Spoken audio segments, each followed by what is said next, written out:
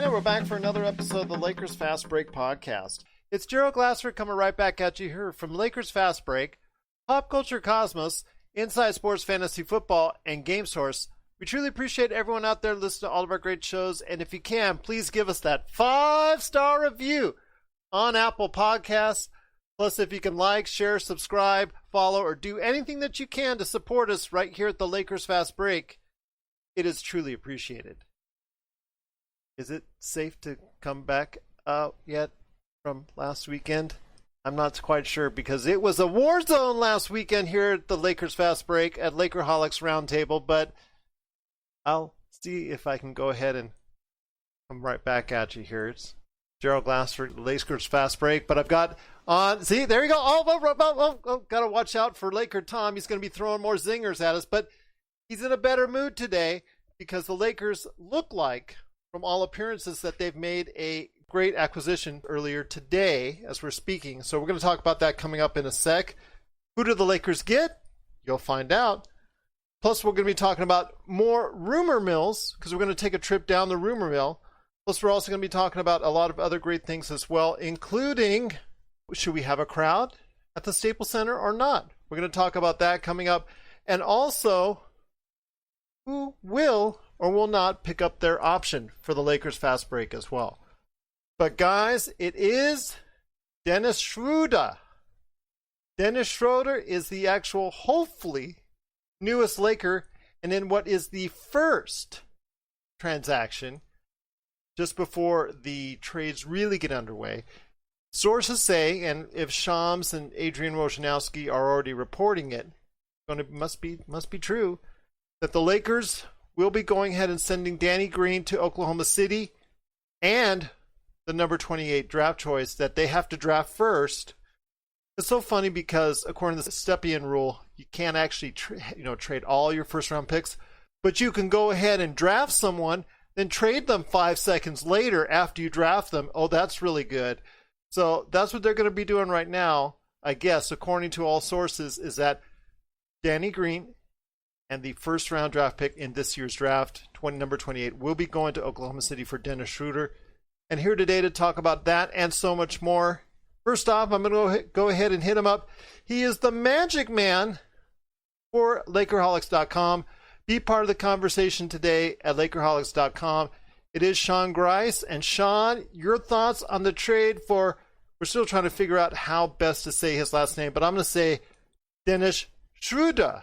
I'm going to say Schroeder as well, Gerald. I love the pickup. I love this trade for us. I realize we're substituting some size defensively, but what we're picking up is one of the most versatile offensive talents off the bench the NBA's seen in the last 5 years.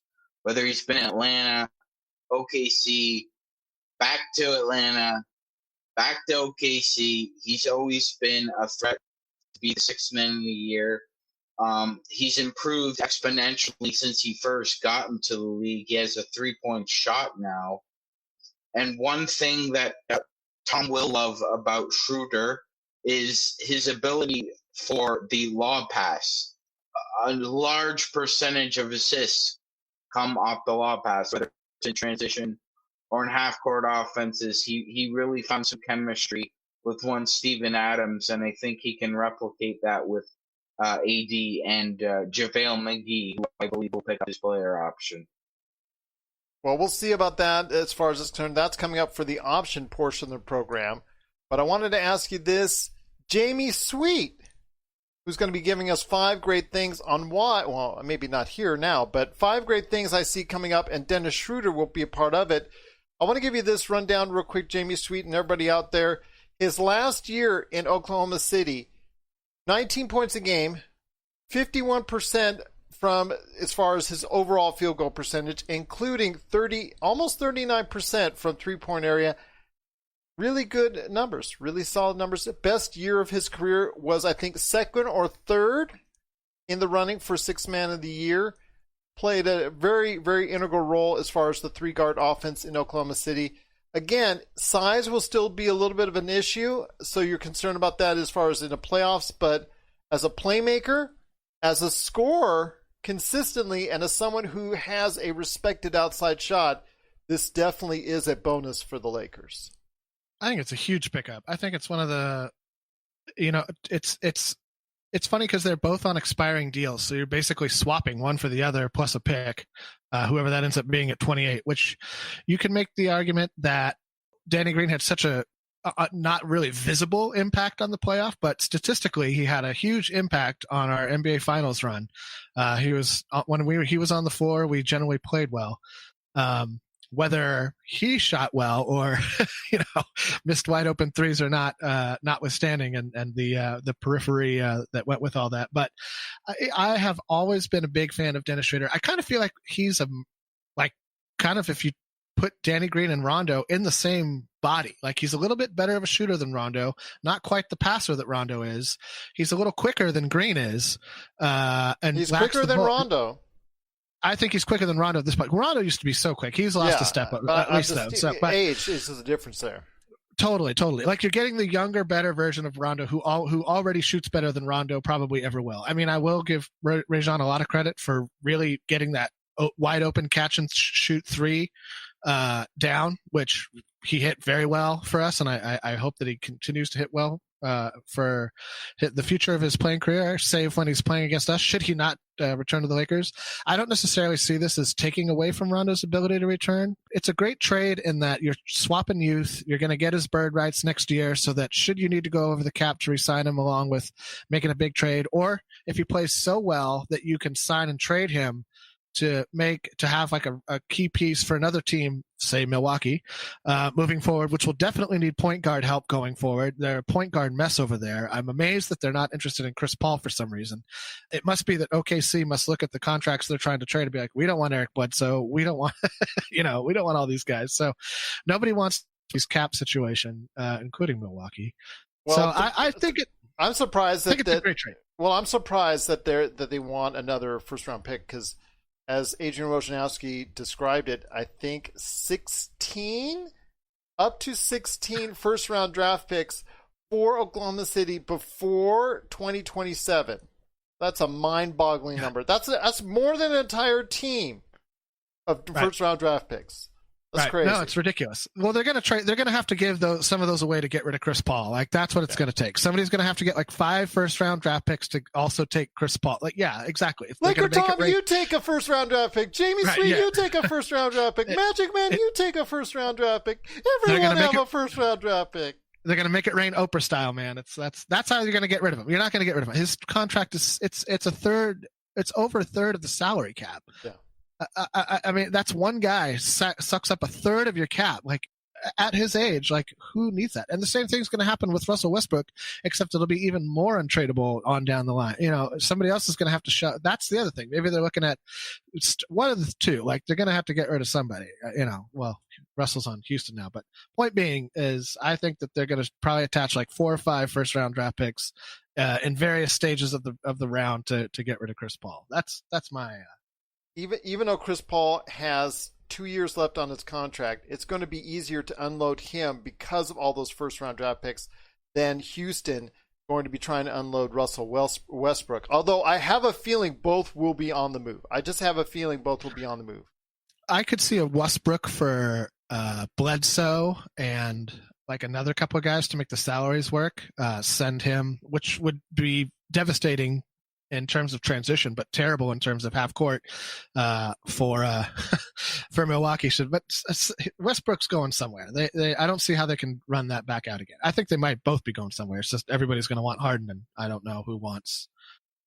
It's hard to find it. You'd have to find a team with like a great three-point shooters and no point guard, which I don't know if that exists. LakerTom is here as well. He's the mastermind behind LakerHolics.com. Be part of the conversation at LakerHolics.com. LakerTom, also check out all the great things that you're writing about on Medium.com and your very much traveled articles that you have there. I want to hear your thoughts on the Dennis Schroder trade. I know you were smiling, not because you're back here, and I'm going to try to avoid the war zone today. I think we're all in agreement that this was a very good move for the team. It does leave some small issues you have to go ahead and clear up. But again, it is a step in the right direction. We needed a playmaker. We needed someone who during the season can get you buckets. We need someone a little bit more consistent with it coming off the bench or possibly even starting that could go ahead and contribute on a regular basis. I think we just might have found that individual. Schroeder's an interesting case because he's really had almost a career year at Oklahoma City.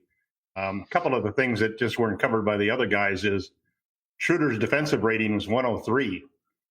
Were he on the Lakers last year, that would be the second best defensive rating on the team, second to Alex Caruso's 101. So he's an outstanding defender. He fights through screens.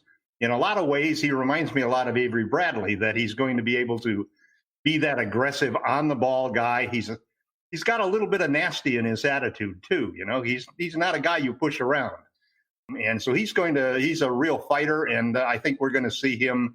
I think we're going to see him start. I mean, Woj had a comment in his article on ESPN that Schroeder's been pushing hard to start is one of the things he was not happy with in Oklahoma City, and supposedly the Lakers have promised him an opportunity to start.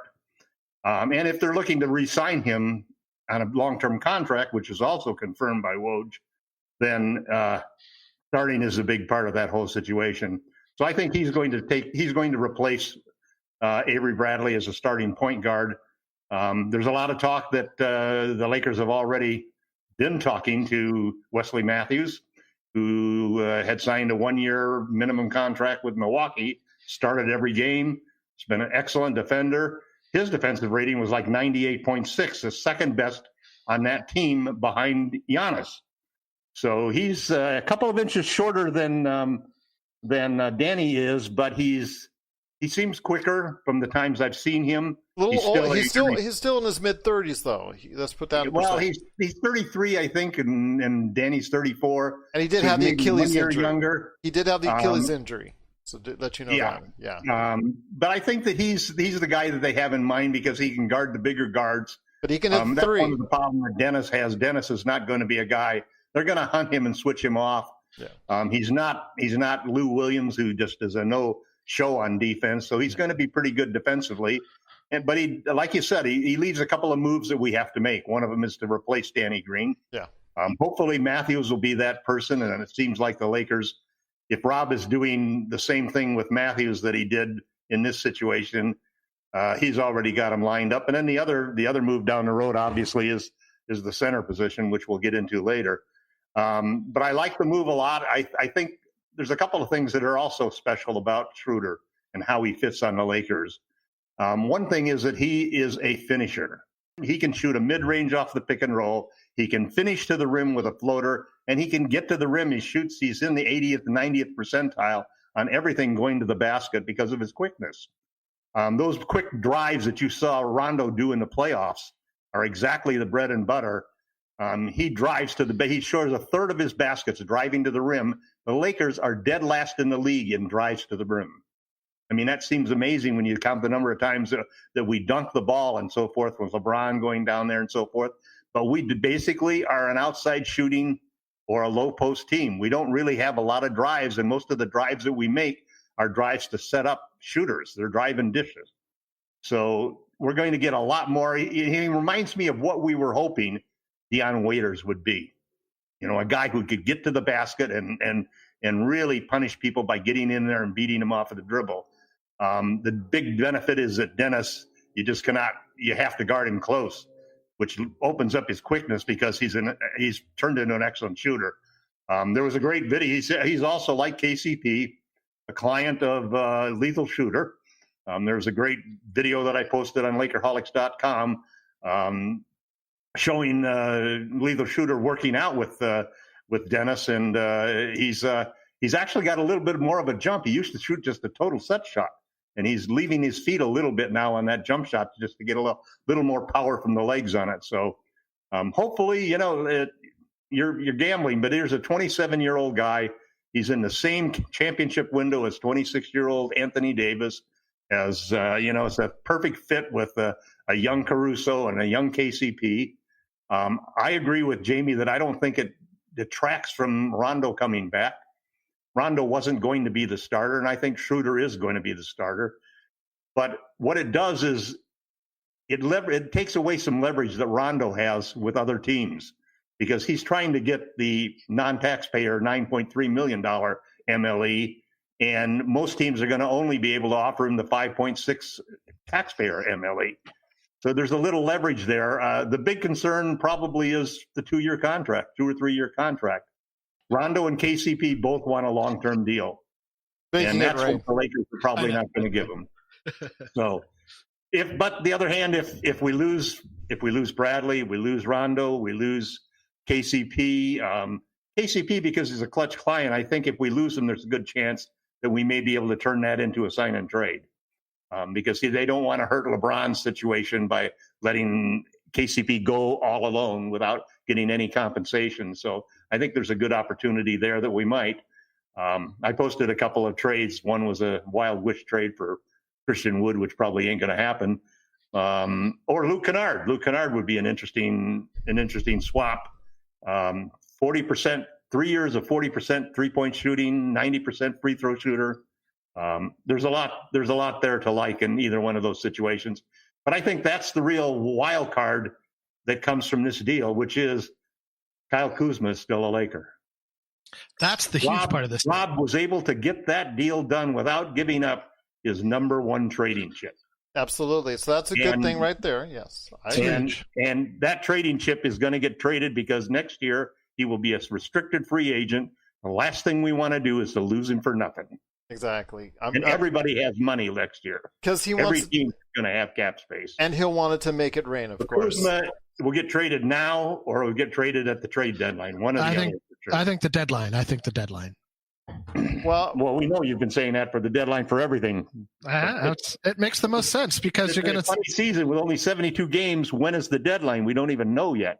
It's going to be 2/3 of the way through the season, like it always is. Well, not 2/3 of the way. It's about 1/3 of the way through. About 60%. About 60%, I think. Yeah. 60%. Yeah. I think he's going to get traded. He'll get traded before our next show. Maybe. We'll see. We'll see what happens. This is Raphael from NBA Draft Junkies.com, and you are listening to the Lakers Fast Break.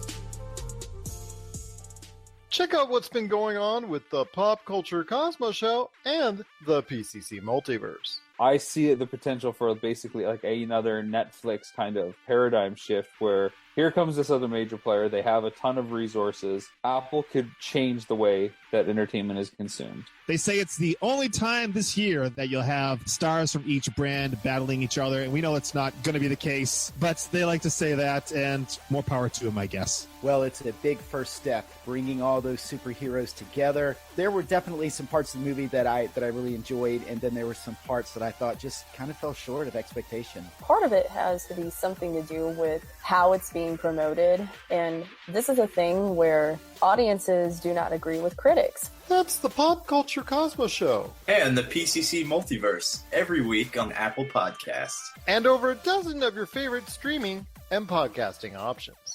You know, you talk about KCP possibly being on the move. If he gets 15 to 17 offered, he's going to probably leave. I'm hoping there would be a sign and trade in place because of it. But we got to remember there could be another big guard that the Lakers could already have in place that could start alongside Schroder. If, again, Avery Bradley is moved. Because Avery Bradley, if he's not moved and you have to keep him for some reason, I think he needs to start. He's not going to be any good to you really off the bench. Schroder, unfortunately, you would probably have to sweet talk him, do something behind the scenes, maybe to go ahead and massage his ego to go ahead and maybe come off the bench. But I'm hoping that he'll get the chance to start and that Avery Bradley will be on the move to get maybe a better opportunity for him if that's the case, because I think his time spent away from the bubble and the Lakers winning the championship was not in his best interests. I mean, do you agree, concur with that, LakerTom? I mean, yes. Yeah, I think. Hey, Jamie. Yeah, I don't know where Avery lives, but I have a feeling that part of his decision is wanting to control where he's going to go. And most likely, it's kind of foolish to think that he would do this without his agent having talked to somebody who's going to offer him a 2 or 3 year contract. Maybe, for even the same amount, because he knows the Lakers aren't going to give anything other than 1 year contracts, probably. To him, I don't think they would offer more than 1 year, unless it was a very cheap 2 year deal. But Right. you do have the emergency in case of break glass in case of emergency type deal in a starter at your big guard, Alex Caruso. So there you go, right there for I defensive. don't think Caruso is a starter. I'm sorry. I know some of you do, but he started in Game he's 7. I mean, I love those words. I almost hear Mark Jackson telling me how bad a deal and how bad a move it was making. I hear those ringing in my ears almost every now and then. And then I don't have any disagreement that Caruso is a valuable player, but he's not a top. He's not going to start for the Lakers. No, I wouldn't say he's going to get more minutes. I wouldn't say you could put him in as a spot starter or make him a starter and still play him the same amount of minutes, 20, 25 minutes. I think once you, again, it's always said with Alex Caruso. Lakers need somebody who can guard the wing, bigger wings. He's 6'5". That's why they have to get somebody. Yeah, but he's not. His forte is not physically guarding a person like Kawhi Leonard. Kawhi Leonard is going to shoot over him until tell me the people who but are. I mean, you're talking right. You're listing a top 5 player in the NBA and saying like a guy who guards literally everybody else can't guard like this one guy. So no, but it's no different. KCP's 6'5" also. KCP's a really good defender. He can't guard Kawhi Leonard one-on-one. There's a whole bunch of guys that fall into that category. No, there's a whole bunch of guys who fall into that category of the bigger wings. We don't have somebody to guard them other than LeBron and AD. I agree with you on that, but Kawhi is just a hard matchup for everyone. So you need someone like someone 6'7". JaMychal Green could possibly, even as far as, if they look into him, trying to see if he's available, because he's not going to be out in the open market. But it is going to be hard to find defensive wings anywhere in the NBA. Two to guard him because you want LeBron in the game at the 3. You need a big 2. That was why Danny always started and often finished. Despite you need a big 2. That's why they're looking at Matthews. I agree with that. I agree with that. 200-pound guy who's Matthews has got long arms. He's probably got a much longer reach than his 6'3" height. I like Matthews as well. But I'm just Sean. I'll get you in just a sec. But I like Matthews as well. It's just I'm worried again. 2 years or 3 years now from the Achilles injury, and he is 34. So these are things. And he's going to be a good shooter. Provides you, especially from the wing. I've seen him many times at Dallas and now Milwaukee do a lot of great things from the 3-point area out on the wing. But Sean, I know you want to talk a little bit about Wesley Matthews. And again, we're all in agreement on Dennis Schroder, except for how we pronounce his last name. We're all in agreement as far as it being a good move for the Lakers. But go ahead real quick, Sean, your thoughts with Wesley Matthews possibly joining the Lakers as well. Yeah, outside of the legacy connection, Gerald, it just makes a lot of sense. His father played for the Lakers. I believe he was on 2 championship teams, if I'm not mistaken. He's coming off a pretty good season where he played pretty well. I think an opportunity to get about 20, 25 minutes a night off the bench and have a really good 3-point shot might lend him to have, some nibbles next off season for, put some more in his bank account than he already got. But I mean, we'll see. I like the deal, actually. I like it. He's a legacy. He's got like Tom said, he's long. And he's got the trees back there. I mean, any guy who plays defense on the perimeter that you're selling for Lakers in free agency, look, you got Anthony Davis and LeBron James back there. So as long as you do your job, you're going to look good, and we're going to look good. That's the sell right now, and I think Wes Matthews is a nice fit. I hope he's a nice fit. I mean, I'm just, again, 34 years of age. I'm still kind of, when you get someone in that area, it either works out like PJ Tucker or it doesn't, like some others that are in their mid-30s. Does work out like Rajon Rondo during the playoffs, of course. And then it doesn't for others. So it's really kind of a catch-22 on that. But LakerTom, I want to ask you this. There's going to be other things as far as the shoring up the entire roster is concerned. And we'll talk about where you see a possible trade for Kuzma and THT, if that he's going to be on the move and whatnot. We'll talk about that, I'm sure, either this week or in the coming weeks. But I want to ask you this. Well, if they're not already traded. But I want to ask you this. Some of the rumorville, as far as, is there any other names that are being tossed out there that you're seeing that could be a fit for the Lakers? Obviously, Chris Paul is no more a no-no. I think that Right. deal's gone bye-bye. Thank goodness for that. And I want to hear your thoughts on some maybe possible other names that have been tossed around, because there's been a whole bunch of names being tossed around that could be on the way to the Lakers. Well, I think the big one, which has been rumored, and it's kind of funny because it's a very similar rumor to almost the Wesley Matthews rumor that the Lakers have interest in, and that's Ibaka. He does everything that the Lakers need, because I think what we saw last year was, we understand that Frank Vogel is a defense-first coach, and his defensive philosophy starts at the rim. So you need a rim protector. You need somebody who can bang, and let's say you need somebody who can bang enough that they can guard Jokic. You can't have, AD can guard him and so forth, but you don't want to have that situation. He's the perfect example of why you want a banger that can do it. And then the other thing is that we saw with the combination of Morris and AD as a 4-5, that ability to play 5 out and to stretch the floor, and how it opened up lanes for LeBron and AD both to attack the basket, and open 3-point shots that we would get. I think Ibaka's the perfect person to go in there. And the rumors are that, that he may be available. He may be interested in joining the Lakers. So he would, I don't know who Sean was thinking of other than Matthews starting, because I think that's the obvious starter, unless KCP came back. Then I could see Matthews coming off the bench and Kenny starting. You just hope that happens, because he's such a valuable player for the Lakers. He was probably their third best player overall when you take the whole season into effect, as well as the playoffs. Well, let me ask you this. Rondo's heroics. Would you take a trade? Would you be okay if you lost Howard, which is a very real possibility, and McGee, which I know you would like to be and Cousins. I take Ibaka and Cousins in a minute. That's exactly what I was going to. That's ideally where I want to see us go, because me too. Two guys who've got bulk to really play the low post game and can stretch the floor so that you can play the 5-out game. Yep, that would be ideal. That just gives us such added flexibility and some really power. That makes the 5 position really great. That would be my swap, and that's why I've included JaVale in every single trade I've visualized. It was gonna be so funny, because we had such a worrying moment, and LakerTom was like all over me. If you saw the video from last week, I was going to throw him nothing but softball questions for this week, but you know what? He's done a great job, and we actually were on the same wavelength there. Appreciate it. Jamie, I was going to ask him questions. We're on the same wavelength 90% of the time, Gerald. Yes, well, it's that 10% that kills us. You just tried to create chaos just for the audience. Well, Sean, Jamie, I was going to ask him like this softball questions, like, do you like the Lakers, Tom? Things like that. Make it a little easier this week. But Jamie, I'll ask you this before we hit up Sean next. I want to ask you this.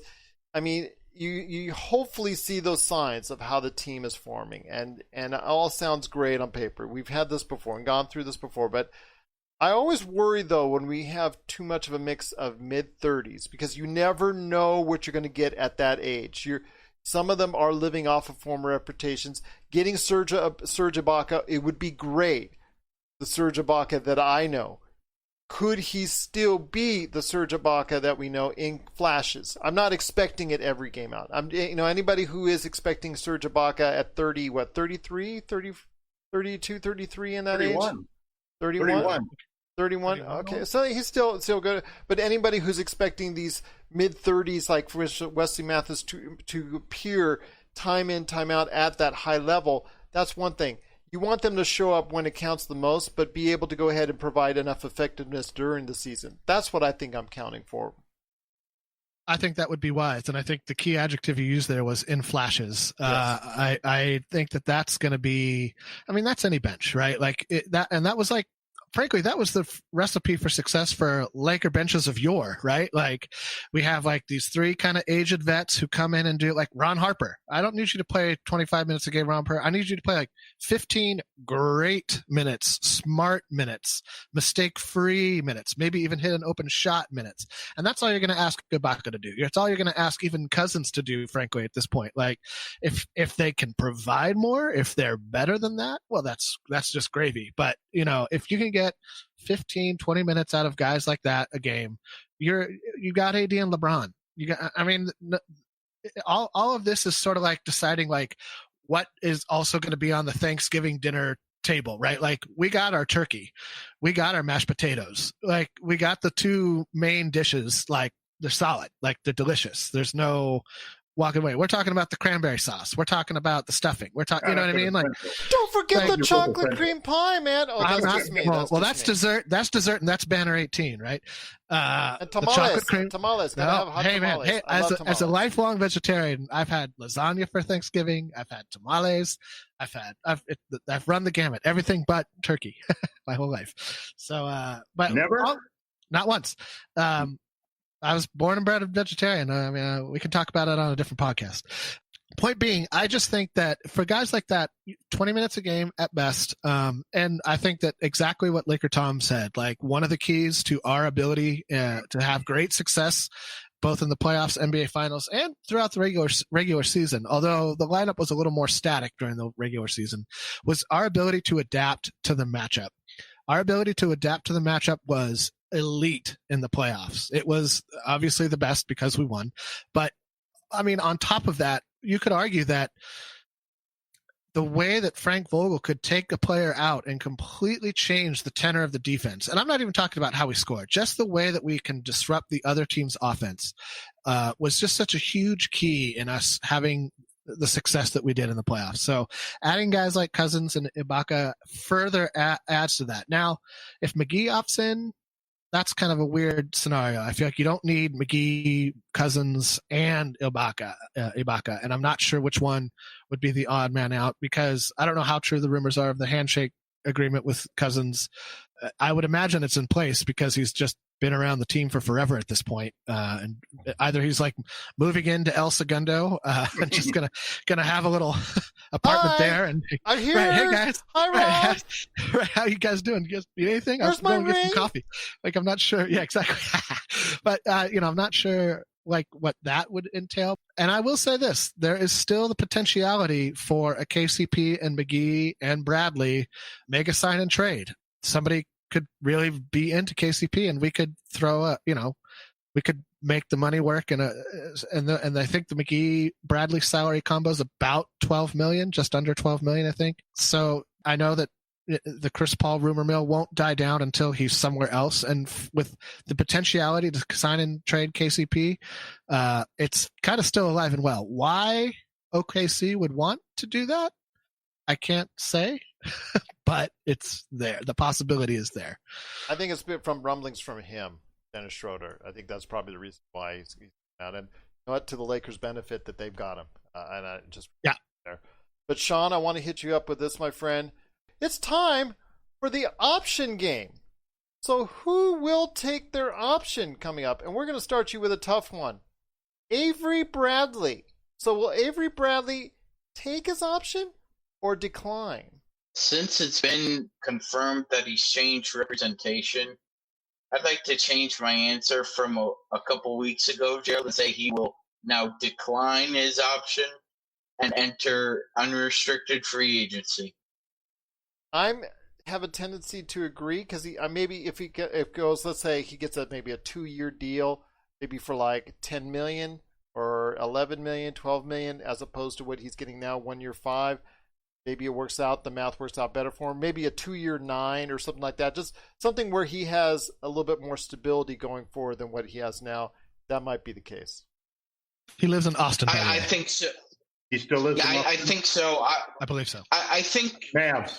I think I think the Mavs are more locked in on Goran Dragic and Fred VanVleet right now. That's who they want to put beside Luka. Well, you could trade Seth Curry to the Lakers. We'll take 43% 3-point.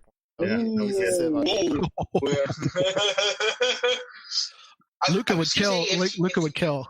Go ahead, Ben. I was going to say, if you look at a situation like Atlanta, for example, so we're talking about KCP or Avery Bradley opting into free agency and looking at a team like that, do they really make the difference for a team like that to make the playoffs? If you added KCP to the Hawks, are they a playoff team?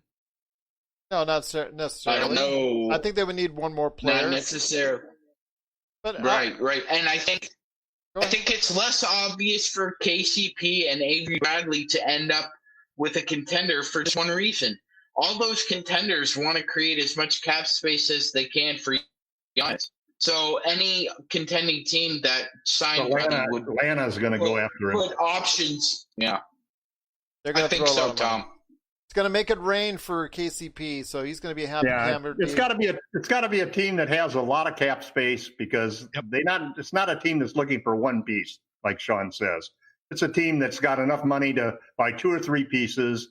And also, too, the rumors are that OKC is going to flip Danny Green right away anyway. Or let it go to maybe the trade deadline. I wouldn't be surprised to see him on the Clippers or the Bucks. So it's an interesting situation, but I think it's the multi-year thing. And I wouldn't be surprised, too, if it's also the ability to choose where you go, rather than just get traded wherever the Lakers want to send you. Well, in Danny Green's case, if he doesn't get traded, he'll be bought out by the end of the season. So he'll go somewhere to a contender by the end of the season. Right. And we cannot re-sign him. Yes. That's one of the rules. I don't think you'll be waiting in anticipation after your love affair with Danny Green. And listen, Danny, I've always said that you look at the net ratings and you look at the plus minuses, Danny Green is up there every time among the top 2 or 3 players on the Lakers for the little things that he does. Yep. And so in a way, I was kind of surprised because I thought that the only reason in my mind that Oklahoma City would make the trade was a veteran mentor for all of the young players they've got. There can't be somebody who's better than that from a team standpoint than Danny Green because he's doing all of those small things. And you want to lead by example. That's exactly what you want to teach all of the young players on the team to do. That every pick counts, every defensive positioning counts, being in the right place counts. All of those little things that really add up into the plus minus and net ratings that make a player a good teammate. Well, he knew he was going. After all those podcasts he was on in the past, 2-3 weeks, and he was on making all those appearances, he knew he was gone. He had a feeling he would be trade fodder, and he just thought he'd be along with Kyle. Yeah, well, I want to say thank you for everything that he brought to the team for the year. I agree. Yes, I know it was a very hard thing to go through, especially the fact that he didn't go ahead and have 3-time champion, man. Yeah, 3-time champion. There's got to be some reason why he's a 3-time champion. And absolutely, he played effectively on defense at times. Obviously, blocking some shots, good rebounder, but unfortunately didn't make that shot, which a lot of people are going to sticks out in their head. Is that shot? Whatever. Yeah, go ahead, Sean. Whatever. Yeah, I was just going to add a little footnote onto Danny Green's Laker career, Gerald. It comes full circle. He started out in the G League in Cleveland. LeBron was begging the Cavs front office to bring this guy up. I think he's a really good player, and they waived him. Let him go. Yeah. They waived him. And that really bothered the hell out of LeBron. And so for Danny Green to come full circle now and win a championship with them, I thought it was a great send-off. Agreed. Next on our list, I'll go with LakerTom. LakerTom, a favorite of yours during the course of the season, that would be JaVale McGee. So does he opt in or does he opt out? I think he's going to exercise his player option and get traded. Okay. Along with Kyle Kuzma. I think he's going to exercise, and again, it's not financially responsible if he doesn't take that contract that's offered to him now. He's not going to get anything near it. He's just going to be offered the minimum everywhere you go. So I think it's in his best financial interest to go ahead and do so. Go ahead, Sean. The only reason I could see him opting out would be just to control where he goes, because I think he's got to realize And I think most of these guys have to make a decision on Thursday. At least that's what I read, that most of those player option decisions are going to be this Thursday. I mean, talk about a fast week. Yeah, 18th is the draft, 19th they decide, 20th is the free agency. That $4.2 million is, the Lakers are not going to keep that on the books. No.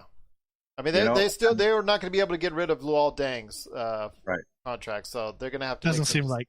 No, I haven't heard anything on the Luol Deng thing. That's a long shot as it is. I mean, even there's two guys that are now on the trade block, if you will. It's Cook with his $1 million guaranteed, or else they'll waive him. They'll waive him for down to $333,000. And there's McGee, who I think could even be in the same situation because he's got $4.2 million. And if he opts in, he's going to be traded along with Kuzma. I think it's inevitable. Kuzma's a restricted free agent next year. We could lose him for nothing. So it's foolish to think. I mean, Jamie might be right that they might wait until the trade deadline, but they're not going to wait till next year. John? No. Would you trade Kuzma, JaVale McGee if he opts in, and THD for Norm Powell? Because the Raptors would make that trade in a second. No, I wouldn't trade I wouldn't trade THD. What did Norm shoot on threes? He was a little sketchy, but he was in the high 30s. I like his defense. I would trade THD. I am not as high on THD. I don't want to trade THD at this point in time. I do. And remember, when you're trading for Norm Powell, you're also getting playoff Norm. Norm comes up big in the playoffs. I'd have to look at his stats because I haven't really considered that one, Sean. I do like the fact that all of a sudden we might have 3 or 4 players who are also the same age and have the same championship window that AD does. And I think that's important. You need that blend. On the other hand, when it comes down to a decision for a particular year, there's no doubt that the Lakers are in a win now mode. And there's no doubt that they don't hesitate on veterans. They've seen what they got from a lot of these veterans. Also, there's also, you got to bring back guys like Morris. I think he's so critical. He also has the 3rd best defensive rating on the team. Markieff Morris did, and even though he didn't shoot as well as he should have based upon his regular season history, he did well in the playoffs, and he was really an important clog to allow AD. He's the guy who gave us 48 minutes of being able to play small ball against Miami, and we're going to see a lot of that, a lot more teams playing that way as we move forward. One thing about, you guys have a fascination with THD. I don't see it. I don't think he's going to develop the way you guys think he is, because I think it's still a matter of the shot being, it will dictate exactly how effective he can be off the ball, going ahead and driving THD. What did he play? 1 game against Houston? Come on. Two whole games. 2 whole games. So, I've discredited his whole game that I forgot that he wasn't in it. That was the one. That was one of the blowouts, I would imagine. I just don't see what you guys. I don't see the. He actually only played in the. You got to remember, he's a clutch client. That's so overrated. Well, THD. THD. I agree. THD for a 2nd round draft pick from last year, who's still not playing any consistent minutes. The Lakers are in a win now mode. You said it. The Lakers are in a win now mode, and they can't wait for an 18-year-old to develop, or now a 19-year-old to develop. You got to go ahead. If you want to win now, LeBron's window's He's now. got to break his way into the lineup, or he will get traded at some point. Yeah, I mean, do you think THT could actually play effective minutes now? I don't. Yeah. No. Yes. No, I don't. I think as we head into the season, let's go back to what we talked about last week, which is a good point that you were really pushing hard, which is that this is a 72-game season. There are going to be a lot of load management, and this is the perfect time for a kid like THT to get minutes. And I think what they were doing in the finals was what they were doing in the playoffs was giving him a shot in what they felt were good situations where he could really contribute, and the kid came through. He impressed a lot of people. Or showcase him. Or showcase him. I will say this. I think that it's important. Too much you don't showcase him for 2 games thinking you're going to get anything out of that. that was a test to see if the kid could handle the pressure, and he handled it beautifully. I think that the Lakers are going to need to balance the win now with the reality that in the modern NBA, you need cost-controlled, impactful players on their rookie scale deals. That this is what they've done with Kuzma, and I could imagine them following the similar pattern with THT, and that. Is he going to have the breakout rookie season that Kuzma had? Of course not. He didn't. It's never going to happen. But does that mean he's not going to be a player of similar impact than a Kyle Kuzma was, but without the hype? I could see that happening. My ceiling for him is Kuzma-esque, but not year one, like this year, where he's going to be a little bit better of a playmaker, a little bit better of a defender coming out of the box, and that shot will develop or it won't develop. But those other two things you're never going to be able to take away. You're never going to take away he can have an impact on the defensive end, and I think that he does. Arms, really off the ball. And he's pretty good. He's got sneaky. He's sneaky quick too. He's not like Danny Green slow. He's a little quicker than that. So I think that with those two things in our defensive system and the fact that he's on his rookie deal, second round draft pick, he costs almost nothing. The Lakers are going to need guys like that going forward, especially like we were talking about last week, and I couldn't agree more on. It's going to be a short season. We don't even know how many back-to-backs are going to be, or potentially if there's going to be back-to-backs in like a specific location, like, oh, we're playing in Denver for 3 nights, we're playing 3 games. LeBron ain't going to play no 3 games in a row. He might not even play in any back-to-backs all season long. You know what I mean? So you're going to want, and whether that's a guy like THT or Kuzma, to up his value so that it looks like we can maybe trade him for something a little more impactful than I feel like we can now come the deadline. But so Schroder is going to be really important. Agreed, totally. Those young legs like that, man, that's what you need to carry you. Right, and that's even if Rondo comes back, I could see the same scenario where he doesn't play in back-to-backs, or if there are, I don't think there will be back-to-backs unless there are a lot of travel issues, or makeup games because of COVID. Also true. Great point. Great point. I wonder who suggested that last week. Who did? I don't know. All of us, but we were yelling about Jared Dudley so much that nobody heard anything. That's 15th man according Jared to Tom. Dudley had the best 3-point percentage and the second best net rating of any players on the Lakers who played 40 games. You know what, man? I'm going to tell you this. I'm going to answer your word with somebody who you now are infatuated that I alerted you to is the best 15th man, and that is Christian Wood. Because he started out beating out. Man, no. Well, no, he started out. He beat Joe Johnson in training camp to get the last spot for Detroit Pistons. He immediately proved he wasn't a 15th man. Well, technically he started the season as that, so we're just going to go ahead and say, you know what, Christian Wood's my answer. You like to interpret things your way, Gerald. That doesn't necessarily mean they're correct. Hey, who doesn't? Who doesn't? Yeah, there you go, indeed. But Sean, I know you had something real quick to say. I want to go ahead and touch on that right now. And then right after, Jamie, I want you to go ahead and talk here real quick. We'll go ahead and turn it to you when it concerns the crowd size and all that. But go ahead, Sean. You had some things before you wanted to go ahead and touch on. Right, Gerald. Yeah, I just wanted to add something here. I realized that the Lakers are in a win-now mode. However, there are a number of young players who have developed under the system in the G League. And there are players who have been drafted by us and have been cultivated by us. And they are Alex Caruso. Look, KCP wasn't fully cooked when he left Detroit. He's been here for 3 years. I think he's fit into the culture, and he's found a way to adapt into the Lakers system. I just think if you're losing him and you're going to trade Kuzma away, then you absolutely have to find a way somehow to extend Alex Caruso. We can't just sit by and watch all these young guys walk out the door again. I mean, Mo Wagner is a rotational player. Svi Malik is a rotational player. I love Svi. Jordan Clarkson is a rotational player.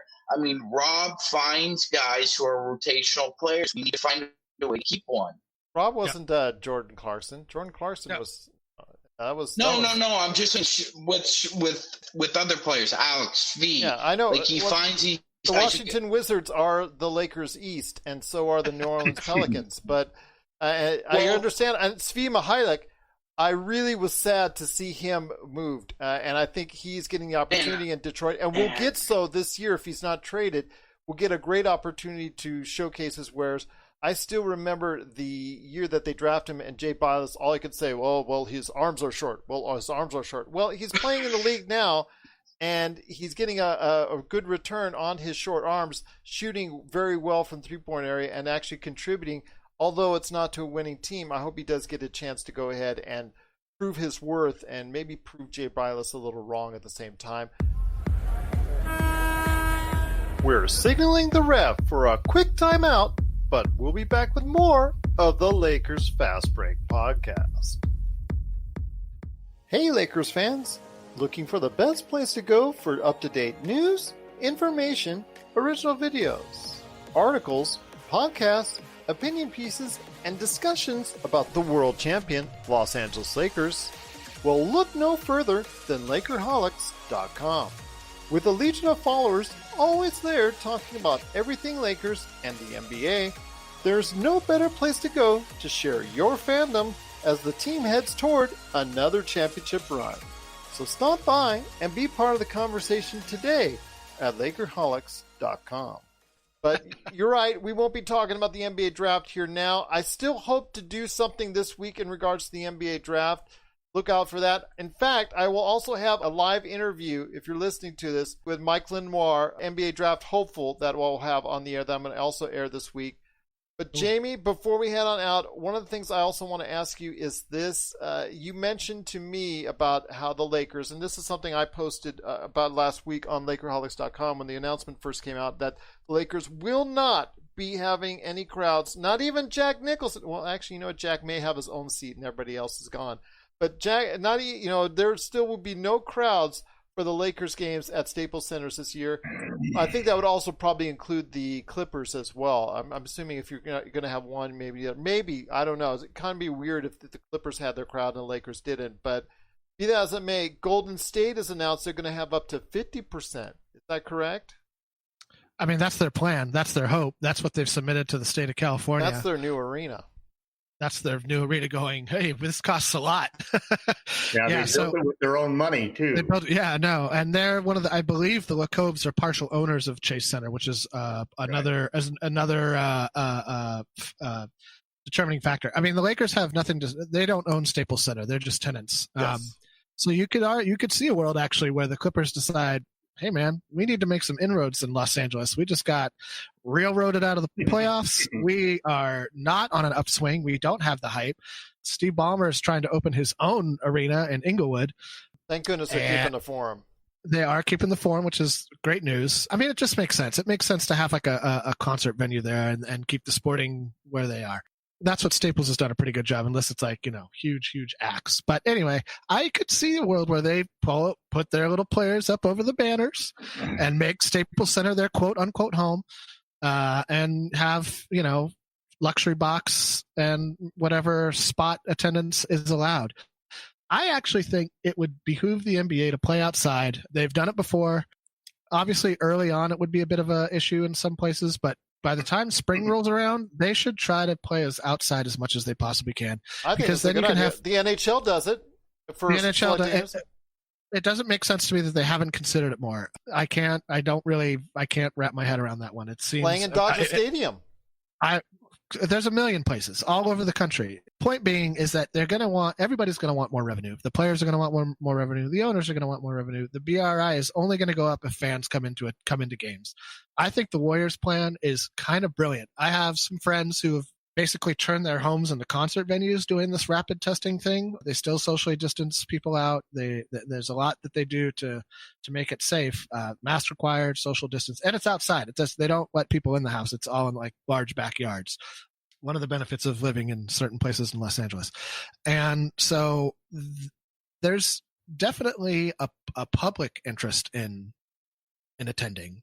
And I think that it's mainly probably a concern for the players. And if you were to say, look, we're not letting anybody into the lower bowl, there's obviously going to be no courtside seats, and we're spacing everybody out throughout the rest of the arena, I could see a world where the Warriors get this plan approved after this spike dies down. This recent spike that's going to come through in California is going to be an issue.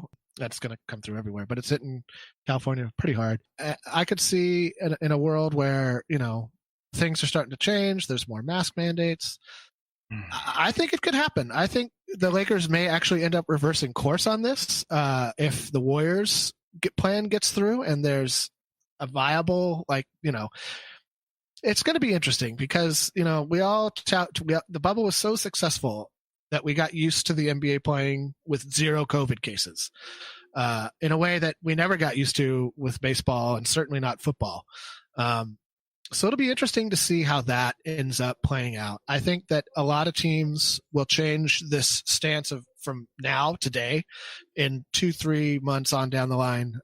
Once we see, if there's a more comprehensive federal government response, if there's some kind of vaccine that's on the horizon, so on and so forth. So I think that was maybe a little preemptive to, jumping the gun a little bit on the Lakers' part when they've said, no fans. I think that everybody's going to want to see that BRI number tick up as much as humanly possible over the course of the season. And the only way they're going to do that in a meaningful way is to get fans in the stands. So I like your idea of going outside, although obviously for weather and climate reasons, it can't be done totally throughout, for some teams. Obviously, if it's going to rain and things of that nature, you got to have plans ahead of time. But I see that would be great if they just go down the street, ironically, to let's say the LA Coliseum per se, which would be right across the street from where the Los Angeles Sports Arena, ironically, where the Clippers once played. How ironic would that be? It would all be funny. Yes, it would all be too funny indeed. But LakerTom, any thoughts on no crowds at the arenas for the Lakers?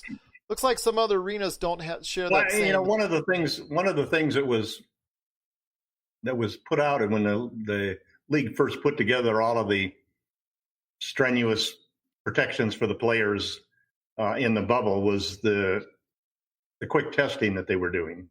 And this is the same testing that basically the Warriors are planning to use. So it's a quick test where basically they can tell right on the spot whether somebody is got coronavirus or not. And supposedly the test works with whether or not you're symptomatic. So if you can do that and bring in crowds and spread them around like that, I think that's pretty doable because, first off, you're not threatening the players. That's one big thing that you've got to address there, is that you cannot have contact between the players and the crowds. But if you limit that so that the crowd is taking a risk, and I'm sure there's probably going to be the Donald Trump type of the waiver that you put on there that we agree on, we're taking a risk from coming here. We're not going to sue the Golden State Warriors or the Chase Center for if we happen to catch COVID. And I think the thing that's just as interesting is how are the teams going to regulate the players? The players, in one sense, are going to be doing the same as we're doing, or at least what I hope all of us are doing, which is you have your immediate household and you're limiting your contacts to the people who are in your immediate household. I've got 4 words for you on that. Good luck on that. Well, listen, I mean, hey, I had a consulting gig last week, and I went down to California City, and they asked me to have lunch with these 2 guys. I said, I'm not gonna sit there and have lunch with 2 guys. I don't care what the deal is. I'm not going to sit there for 35, 40 minutes without a mask with 2 guys sitting 4 or 5 feet from me. But you're not. That's exactly what people are saying, that's the danger. But you're asking late teens, early 20 kids to be responsible, and as we have seen over the course of the past 6 months, not to kill their grandmothers and their grandfathers, their fathers and their mothers. And I don't think people realize how dire the situation is going to become, and how many people are going to die in the next few months. So I agree with you. I think the NBA cannot avoid, no matter, let's say that you have a team that has got great chemistry like the Lakers. You could expand your household to include all of the other households of the players, and everybody could be very good about protecting themselves and so forth. And then you got to ask 29 other teams. Then you play a team that doesn't do the same thing. And one of their players wasn't as careful One of their families wasn't careful. You're going to have a few cases, no matter what you do, where players are going to get COVID. That's why I told you in the first place they might expand rosters. That's why I told you in the first place. Thing about that from anybody. That's a possibility. Send me an article to prove that. I don't believe that that's going to happen. It's not in the discussions. If it were in the discussions, it would have been publicized by now. So there's going to be cases where you'll have 1 or 2 players or 3 or 4 players, maybe even 5 or 6 players on a team that can't play. And that's just, it's like injuries. It's just another form of injuries that you're going to have to deal with as you go along. Well, the then season. you're going to have canceling games if it's 5 or 6 players. You're going to have cancellations of games, of course. You're going to have cancellation of facilities. You're going to have rescheduling of games and facilities because, a certain team was here and they got 3 people who had COVID, and then another team came in the next day and they had, hopefully the NBA has some experience in testing players, so it won't be like the LA Dodgers who actually win the World Series and then have 9 guys test the next morning positive, because I think there were a bunch of people there that just didn't care, and the league is going to be better about that. But you can't predict what's going to happen right now because we just don't know where we're going to be in 3 or 4 months. What happened with that scenario what happened with the Dodgers was that the Major League Baseball sent all their tests to a remote lab in Arizona, so they didn't actually get the results back. The positive came back, but it didn't come up the food chain quickly enough until literally. That's why you need instant testing. That's why he was pulled out during the game. Biden could save professional sports. Joe Biden and the new administration could save professional sports in the United States. We'll see. It's going to require the United States Congress. So that horse might have already left the barn, my friend. That's a tough task. You got to believe in Georgia. Bubba's going to save us. Okay. We'll see. Sean, I know you were very patient, so I want to go ahead. You raised your hand in class, so go ahead and tell me what you need, what you want to say about this situation in regards to crowds, as far as for NBA. Yeah, it's kind of ironic, Gerald. I agree with you with those 4 words. Good luck with that. I think it's going to be very difficult to see a situation where the Lakers or some other team, like James said, doesn't change course. Like they'll decide, we see how good the Warriors have done. We'll adopt some of their model and we'll resubmit it to the council. I'm not sure if that'll go over in LA with their administration. It's a hell of a situation in that state. For example, if I'm just spitballing here, if what Jamie says is true and the Lakers change course, what would stop, say, a company from Disney turning around and saying, "Hey, wait a minute, I've got a huge park that's just been sitting here empty for almost a year. I'm losing money, and you're going to allow the Los Angeles Lakers to have 50% capacity." I think it creates a wildfire of problems within that 30-mile zone. That it does indeed, but we're still going to be updating you here at the Lakers Fast Break going forward as far as the situation is concerned, as far as attendance for the NBA, how it affects the Lakers, the Staples Centers, and all that. But this will be a constant source of information that hopefully you will find at LakerHolics.com each and every day. Again, great conversations are had. In fact, as my daughter remarked as she saw it, sometimes the conversations in the comments are longer than the articles themselves at LakerHolics.com. So be part of the conversation today at LakerHolics.com, whether it's LakerTom, also on his Medium.com site. Jamie Sweet is also there with 5 great things. Sean Grice, a.k.a. MagicMan, is also there. And for me at the Lakers Fast Break, I just dropped my final mock draft, which I might have to change now that the Lakers made a trade. But it is. Who did you draft for the Oklahoma Thunder? Well, Malachi Flynn. But anyways, Lakers draft is right there. Lakers Fast Break mock draft 5.0. It's right there on the site, LakerHolics.com.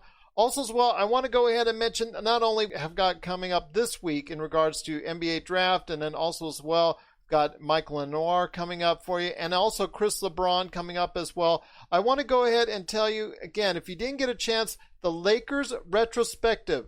The look back at the Lakers, part 1, some great conversations there. Again, it's one of my finest production efforts, I think, as far as that standpoint. It's a really good episode, so you get a chance, check it out, Lakers Fast Break channel.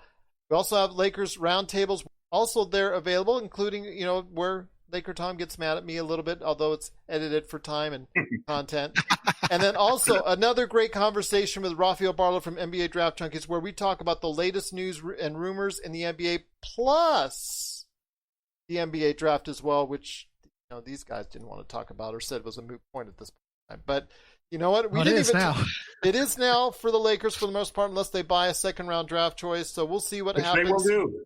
They might. Which we'll see. But again, it's the Lakers Fast Break. If you have any questions for us, at Lakers Fast Break on Twitter, LakersFastBreak@yahoo.com. We didn't even talk too much about James Harden possibly going to the Nets, but you know what? We'll cover that in the coming days as well. There's so much to talk about in the NBA. Remember, Wednesday is the NBA draft. Thursday, the deadline for people to go ahead and opt in or out. And Friday, oh my gosh, it's the NBA free agency begins. It's not as big or as glamorous as Signing the on previous Sunday. years. Signings on Sunday, too. Yes, so, but it is something that everybody out there for the Lakers that needs to be following them needs to go ahead and continually update. So check out Lakerholics.com for your updates, and hopefully I will also be bringing you many updates as well right here at the Lakers Fast Break Podcast.